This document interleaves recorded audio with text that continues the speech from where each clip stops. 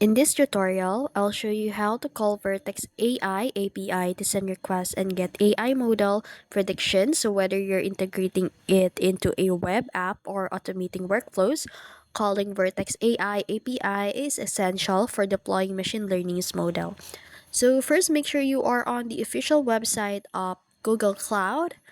And now in here, from the dashboard, I almost forgot. Before we start, make sure you have a trained deployed model in Vertex AI and a SDK installed and authenticated service account in Vertex AI permissions.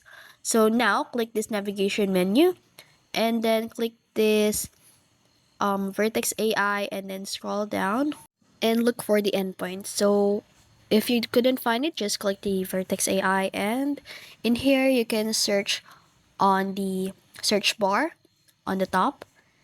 And unfortunately, I couldn't show you some steps in here because it needs to purchase a plan in here in order to access some features here in Vertex AI. So assumingly we have an access on that. So once you access the endpoints, select your deployed model in there and then copy the endpoint URL. So you'll need this for API calls.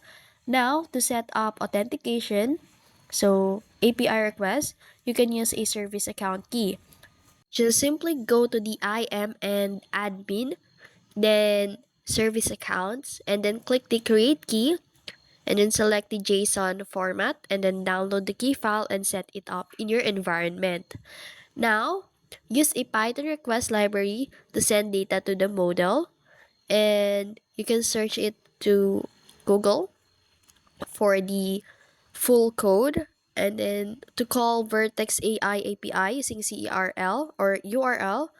If you prefer URL, you can use the command on your computer, and that's it. So that's how you called Vertex AI API to get predictions from your deployed model.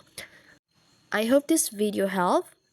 If you found this video helpful, don't forget to like, share, and subscribe to the YouTube channel.